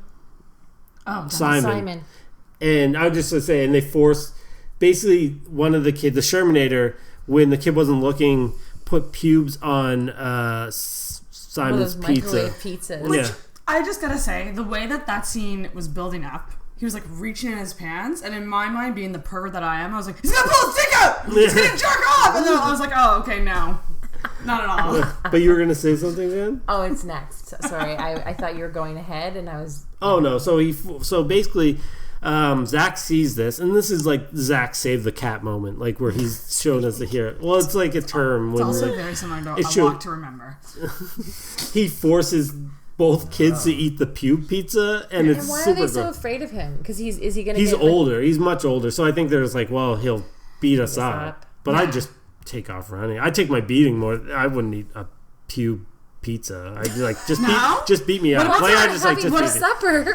It's your own pubes, though. That's No, so... it wasn't. I know It where wasn't. that's in, so that's The even first, worse. no, the first guy eats his own pubes, and then Zach makes his friend eat the pubes from also. Got you. Oh God, I can't believe I have to say phrases like this. I He would- made his friend eat the pubes. I would feel better if they were mine. Oh yeah, I would Slightly. too. Slightly better. But I don't have any. But think about your best friend and you having to eat your best friend's pubes on. I've had a pube of yours a time or two.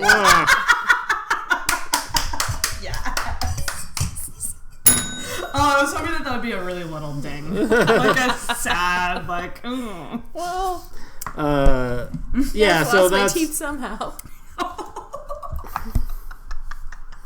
What is going on now? you know this is like going out into like the stratosphere.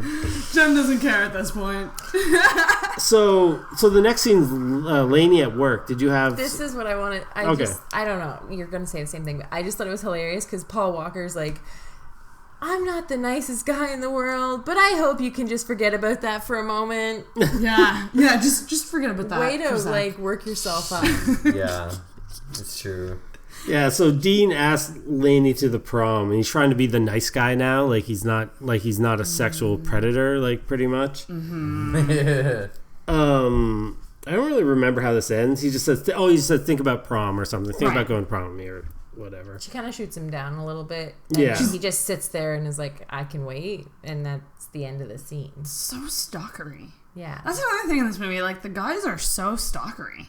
Is it appropriate to go to someone's work and ask them out? I'm actually wondering. I really want to know this. 'Cause I you know what? I don't think that's inappropriate, but it's the stalking, like maybe if you like a girl, because the Zach thing early on, he goes to ask her, but she doesn't even listen to him. He can't even get it out of his mouth. And then he goes, I can understand going maybe to a girl's place of work and being like, hey, maybe you want to hang out sometime, and if she says no, like, oh, that sucks. But what's more creepy is like, I'm gonna go hang out with her dad. Like that's creepy. Yeah, Younger that's brother. Yeah. That's the Again, creepy places part. This is Sega. engraving things in our minds.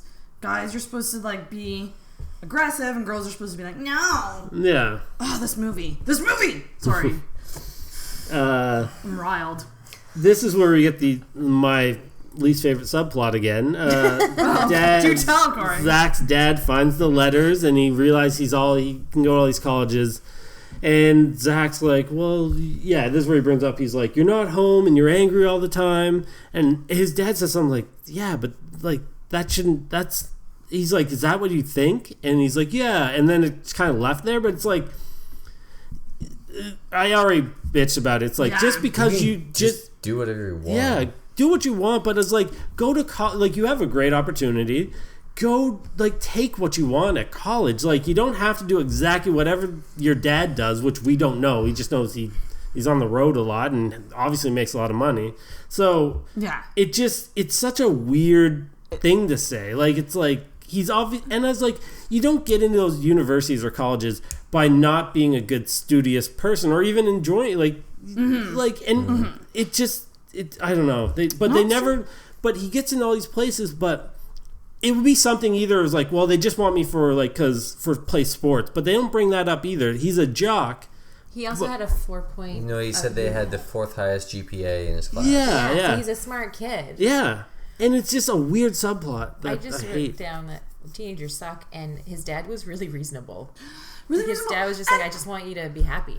To play devil's advocate, growing up, I felt pressure to go to X, which is the university my dad went to, which is the university, because me and Evan are from a university town where the university, if you don't go there, like, and the X ring, you need to get an X ring, so I can kind of get it, but they didn't show any of that tension. Like, they didn't show enough of that tension with his parents for it to even matter. Yeah, but it didn't even show his dad really pressuring him to go to Dartmouth either. Like, it was like, you should go, like, he mentioned it. He's like, did Dartmouth come back? But, like, doesn't have to go to Dartmouth. He's been accepted to Yale, Princeton. Like, they show a bunch. Like, fine, you don't want to do what your dad did, make your own path. Study what you want at every university that's going to have you. Like, it's just so weird. Yeah, and his dad is, like, saying that to him. Like, yeah.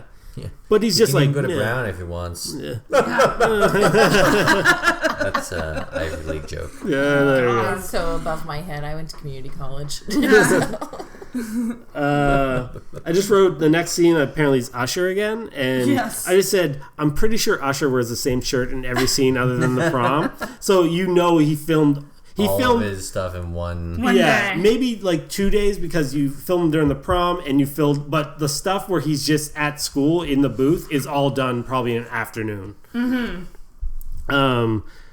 Taylor and Zach, Taylor tells Zach she still wants to go to prom with him, and then I think she lets it slide. She's like, well, Dean's going with Lanie, and then Zach confronts him. Dean spills the beans and makes Zach look like he's a bad guy. Dean beans. I mean, Zach didn't do shit though in that scene.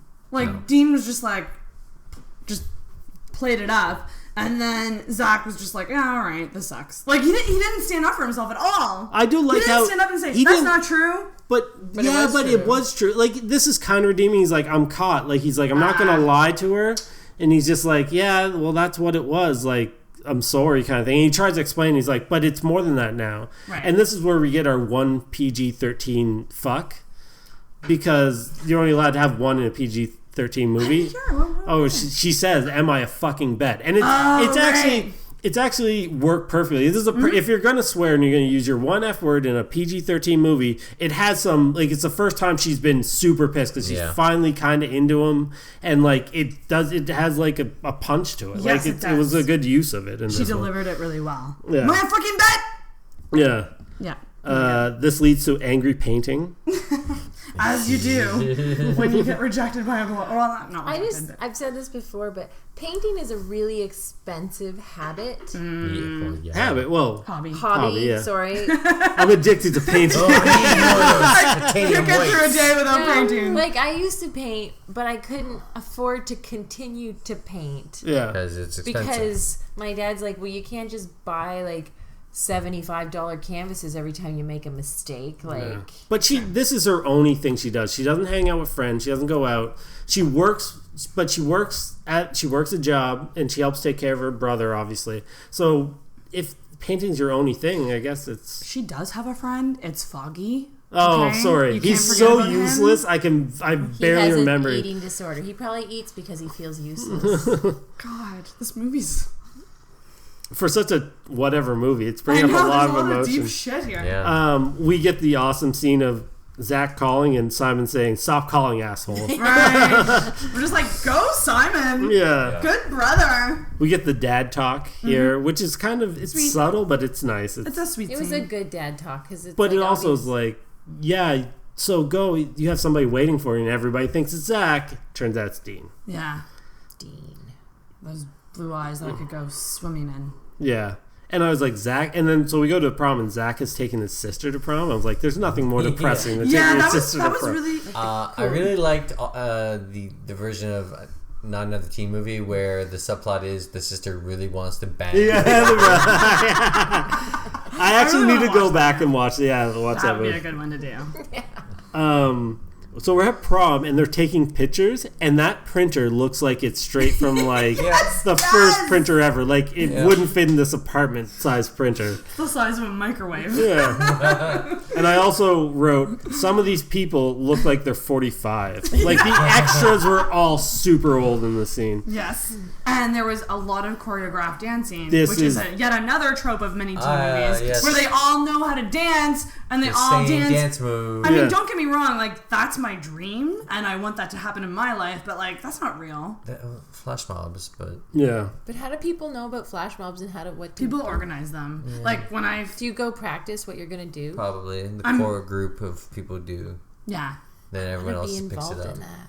Maybe you will if I ever find a guy to ask me to marry him. I want him to propose that way. So, just keep... Anyway, going on.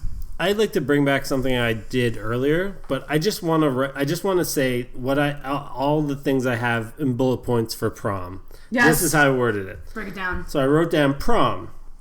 What a printer! Exclamation mark. Next thing, some people look 45. I said that. Next point. I hate choreographed dance scenes. Next point. Does Usher go to classes? Next point again. Dancers are so old. And then I wrote, no way Usher did his scenes with everybody else. Then I wrote, Jesse is eating. Then I wrote, Jesse Jackson? Exclamation point, question mark, exclamation point. Because Jesse's last name is Jackson, and I find that fucking hilarious in the scene. Yeah. Wow. They say Jesse Jackson. I'm just like, that was my train of thought during the prom scene. This was a lot of hate just coming out like, what the fuck is Why this? is Jesse Jackson a bad name? No, it's not a bad name, but that's like a famous like civil Black rights. political- Yeah. Like, he could yeah. have been whiter. Well, yeah, it's just a weird name. It's like naming somebody in like a movie like a very common name that like I don't know, like John F. Kennedy. Like it's Right. kind of along the same lines. Like it's like it's a very prominent name, and I think My it name's almost Michael Bolton. yeah, that's it, yeah. But I think it's played off for laughs. Like this is what they think jokes are. Like we'll make the fat white kid like named Jesse Jackson. It kind of sounds comic booky. Yeah. Again, alliteration. We have Dean in the bathroom. That's so Dean has a hotel room key, so he's gonna make his move on Lanie. And everyone's like, no, you can't bang her. You can't bang her. Yeah, Yeah. they kind of discussed it with him. Which I like because then they all walk out and then he's like, yeah, I probably can't. I probably can. I spent $400 on her. Yeah. $400? This is One night. Where do high school kids get their money? True. Their parents' credit card. this movie has its holes, but this is where it slowly really starts to fall apart for me. Because this makes no sense. So Jesse overhears the fact that Dean wants to bang Lanie and he has a hotel room. Jesse runs to Mackenzie. Yeah. Why wouldn't you run to Lanie? Like, why? He's like, I need Mackenzie. Like, it's not like, no, run to your friend. Here's my logic behind that. They had sparks, and he doesn't want to run off and leave her alone. So he's going back to her to at least let her know. Oh my god, shit's going down. Like, help. You know what I mean? Yeah, Maybe? but I don't buy Maybe? it. I know you're stretching it, and I get where you're coming from. I'm I don't trying buy here, it. Corey. Yeah. Trying to stick up for Foggy. So we find out the prom king is Zach, and the prom queen is Taylor. So Taylor didn't get it. This is another... Taylor does get it. Oh, sorry, Taylor does get it. Lanie doesn't get it. Sorry. Yeah. It's, and also, they mentioned that this is the closest vote in school history. Who's keeping these records? Yeah. Seriously. Like, who? Who gives a fuck? Like, Yeah. Beyond It's just like a creepy janitor, like, oh. So close.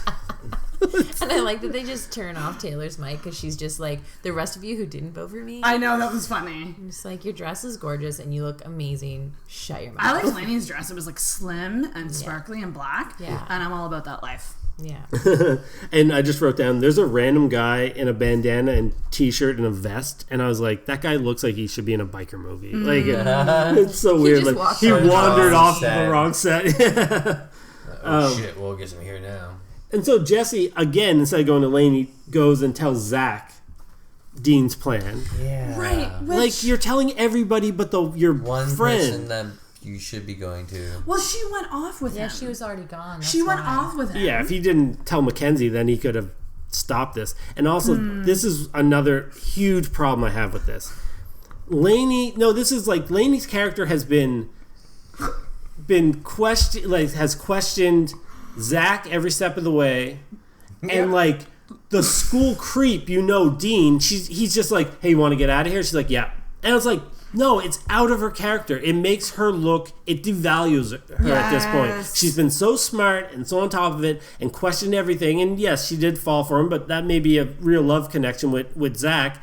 But then it devalues her to just be like, when the one random guy's like, hey, do you want to get out of here? Like, you got to understand what he wants. And you're in the middle of a problem. Like, it's not like, it's stupid. I have only used that question once, and it was because I wanted to bang the person. Yeah, exactly. That's... Do you want to get out of here? Like, do you want to get out of here? Like, it's... Yeah. That's I've used that line. That's what that means. what that means. Doesn't and mean then he you didn't want to hear leave. me, It means and I was like, never mind. Yeah. And I know it's just supposed to, like, make the plot go forward, but it just, in my eyes, just devalues a pretty, like, surprisingly, in a very stereotypical movie, of a strong character, just to be like, yeah, I'll leave with you. That's very true. Yeah. Question about that, though. We didn't see the scene where, like, maybe I had a bad version of it. I don't know. We never saw a scene of them going to the hotel. No, you never see it. Spraying him. Okay. You never see it. no. That was just talked about. Yeah. Okay. But she didn't pepper spray him. Oh, it's coming up. And I have another point about that, too. I do, like, I'm getting into it. See how we were venting at the beginning. Now Corey's venting. Did on you it. see me and Jen laughing? It was just because you were so into it. I feel like we're talking about Moonlight again. Yeah. Oh, God. You can't compare this to Moonlight in any way. Go check out our Oscars episode 1. So the dad's waiting up. Zach shows up. Zach's already there. The dad's waiting up. Lanie comes home. Lanie comes home, and the dad is waiting up, but then he reveals that Zach is waiting for her as Right. well. Yeah. So then they go to talk in the backyard, and the dad, like, flips on some lights. I don't know if that's later. I think maybe it's later. That is later, and it was very well timed. I just have to say, in what world is a dad going to set up a romantic Never. setting for his daughter to possibly get laid in his backyard by this guy who's been just showing up? Yeah, that's a little I'm weird. sorry, but first of Yeah. all, my dad would have had a very strongly worded conversation with that fella.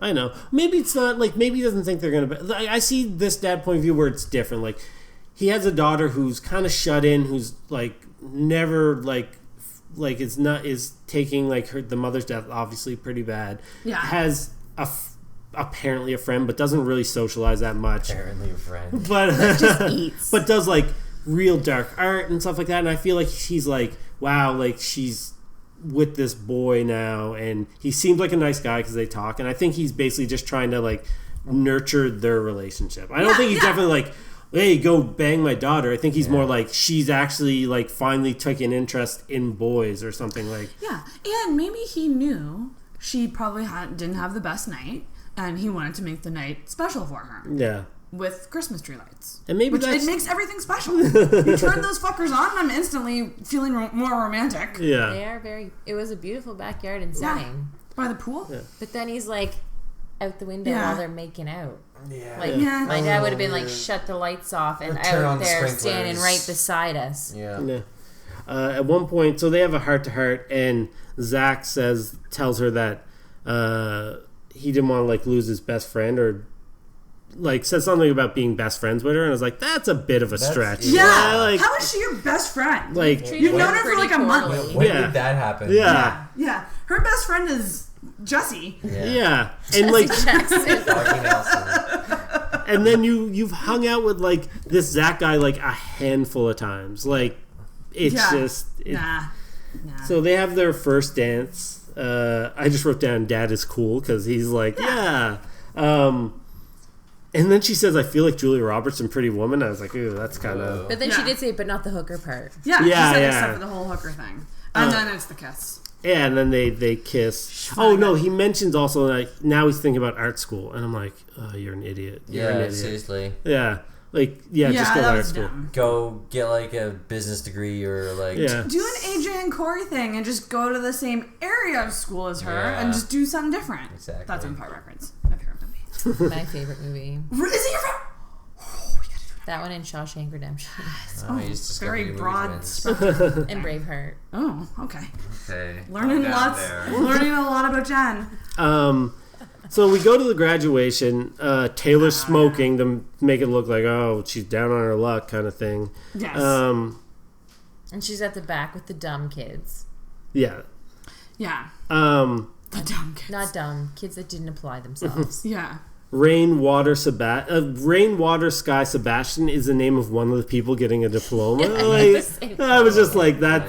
I was like, oh, now we have funny names. Also, we have Little Kim in this scene. She's Little. What the fuck? I mean, she is unrecognizable today, but Little Kim is sitting next to Paul Walker. Oh. And then she says something to him, and he's like, "What?" And he yelled because we found out the last scene that like he tried to put the moves on Lanie, and she had a very loud horn kind of contraption that like almost made him deaf. So I was like, yay, date rape is now a joke in this movie. Like it's so offensive. It's like they play it off like, oh, he can't hear because like Lanie pulled it on when he's trying to force himself on her. Like I'm like, this is not funny. This is not something to joke about. Like, it's anyway. Got his comeuppance. And then I was like, okay, so Zach then streaks, and I'm like, so gratuitous nudity is your punishment for losing this bet? Like, I was just like, I liked that he still went through. Like, I don't know if I liked that ending. Yeah, it's like Dean. They could have just ended it at the kiss.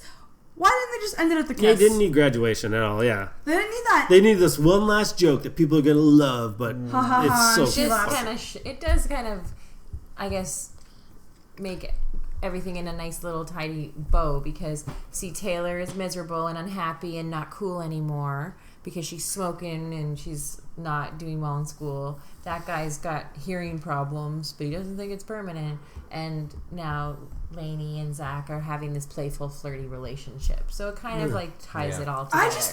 Plus, graduation is like the cap off on the high school sort of experience. Like the high school movie genre. The beginning of the end. That's true, but like if I were the beginning, if I were her, I wouldn't be like, oh, haha, you have to streak now because remember that bet that you did when you broke my heart? Yeah. Like, I just wouldn't be able to, like... Yeah. It's not... I wouldn't be able to, like, just be like... Oh, yeah. It's done now. Yeah. That bet that you did with the guy who tried to date rape me at prom really night, like... Yeah. So God, stupid. Jesus Christ. This movie is actually quite deep. Yeah. By deep, I mean disturbing and awful. I know. There's layers to this. Yeah, encouraging bad behavior. Yeah. Let's go ahead. I kind of wish I didn't rewatch it. Yeah, some things you're not supposed to go back. No, it's good. It's tarnished. Force yourself to look at like my choices, your childhood, and like. I identify with her in some ways. I mean, like there was that scene I didn't mention it, but the scene where she's talking with Jessie, and she's like, Am I kissable? I ask myself that every fucking day. You know what? Going back and watching this movie, sad for you. going back and watching this movie, it comes off flat. Like there's not much to it to me. Like it just felt hollow and flat and not much there. Like it's not nearly as bad, but it almost came off as boring, like Fantastic Four boring. Yes. It was kind of boring. Yeah. Like I enjoyed it on the level of making fun of it. Yeah. And like catching the little 90s things and Nostalgia, and the stupid like, one-liners. But like, for the most part, it was boring as fuck. But like, of that era, there are movies like this that you can go back and watch. They're still like entertaining to a certain level. Like, Can't Hardly Wait. Like, I could watch that movie. Like, that movie's actually not bad. Stuff goes on and it's kind of fun. Don't Cost a Thing. I love that movie actually. Actually, I should probably watch it recently. Empire Records, which is my favorite movie. Yeah, well, Empire Records. I think that was a little. Maybe. No, that was like earlier. It's like But Empire 96. Records is awesome. Yeah, like that's a good movie. But this is just like it's just vapid. There's not much there. I mean, it's what I expect from an M. Night Shyamalan movie. Just a fucking bore. But So I have a question. Okay. Is she really all that? Yeah. Rachel Lee Cook? Yeah. Lanie. Lanie? Yeah. Yeah. She's smart. She's beautiful. She works really hard to keep like. She's very family oriented. Yeah, she's got works. diverse interests. Yeah. She could probably get discounts on, is it falafel? Yeah, falafel. Yeah. Yeah. But, I think she's all that. Yeah, she And a bag of chips. I mean, like, I guess. Movie-wise, though, like... The movie's terrible. The characters, she's all that. I think it got like a 55% audience rating on Rotten Tomatoes or something like that, around there. Yeah, That's generous. It's pretty low. Yeah. I think it has a nostalgia factor for certain people, and I get it. It was a 90s thing, but like going back, there's so many bad messages. There's so much, and just there's not much there really. No. And his character is like... I remember crushing on him as a young girl. Yeah. Because it was just like... Because I loved Sarah Michelle Gellar. And the fact that they were dating, I was like, ooh. I want to be that. Yeah, exactly. But now looking back, I'm like, you're kind of boring. Especially since He's not that great of an actor. No. He's really not. So... He's a poor man's Chris Evans. Yeah. Big It's time. funny because Chris Evans played his character in Not Another Teen. Oh yeah, that's right. Yeah. Yes. Actually, you know what? I wouldn't recommend to watch this movie over again, but if you want to, just watch Not Another Teen Movie. It's a better version of it. It's a more funny version. Goddamn. So, okay, Corey, give it to us. Cujo to Lassie. Oh, I don't do Cujo Lassie on this Oh, one. fuck's sakes! I know, that's only newer ones. You're weird. I know, this is my rating system. I don't use it for everything. I'm not... That's only for Intoxicated Reviews, which everyone should subscribe to. Yeah. Because Corey's doing a cool thing called 90s Proof over there. Yeah, 90s Proof. Over at Intoxicated Reviews, this week we just posted Tuesday, an episode, me and my childhood friend, Brian Thompson, went back and watched the 1992 Robert Zemeckis, Bob Gale written movie Trespass. We had a blast recording it. I thought it came out really good. The movie is on Netflix Canada. If you're listening in Canada, you can watch that, or you can just listen to us talk about it, and at least watch the rap video Trespass with Ice Cube and Ice-T online. Yes. But it's a blast. I hope you guys like it. It's good. So subscribe over there and stay tuned to all the serious reviews and the non-serious, like just anything TV and movies is going to be over on that channel. Yeah. But yeah, I guess we're going to talk about what we're doing for our next monthly movie, which was chosen by Reddit a long time ago. Like, I put it on a long time ago. It's like, I don't think I'll get too much traction on this, but we'll see. And people just flooded the upvotes. And what turned out is a movie that I am dreading. What's it called? It's called Double Down. I'm pretty sure... anybody can watch it. I'm pretty sure it's just on YouTube and nobody cares that it's there. It's just, Like, they don't even like, oh, we're not even going to take it down. We don't even care. Yeah. It's a Neil Breen movie. He writes and directs them. He is a crazy man. This, like, just go look up Neil Breen, Double Down. It's going to be a rough one. That's our next movie. And so Reddit chose that movie. Yeah. So the fifth pick is going to be Reddit's choice, and then we're going to go back to us again. Yeah. So we're going to keep doing this, guys, whether you like it or not. That's it. It's a lot of fun, and I guess that's about it. Yeah. Follow us on all the social medias, Facebook and Instagram. That's Intoxicated Podcast. Twitter is _Toxicated. Email us if you want. We have an email. I don't really know if anyone will, but I like getting emails, so do email. it. Intoxicatedpodcast@gmail.com. And subscribe. Subscribe? Question That mark? button. Yeah. Hit that button. Jam that like button and subscribe button. That's right. And remember... We need a hashtag. Oh, shit! I always forget about the What was the hashtag. hashtag? We said something earlier. Everyone has a moose. Oh, yeah. Yeah, everyone has a moose. Was that it? Yeah. Oh. Because we were talking about stupid people in high school. Yeah, and I knew someone named Moose. And I did, and you did. And did you know? I did, yeah. All I right. think it was the same one you knew. Yeah. Yeah, everyone has a moose. Hashtag. Hashtag everyone has a moose. Yeah. Awesome. And remember... Ring that bell, guys. Woo! Kiss me beneath the milky twilight. Lead me out on the moonlit floor. Lift your open hair, strike up the band and make the fireflies dance. Silver moon sparkling. So kiss me.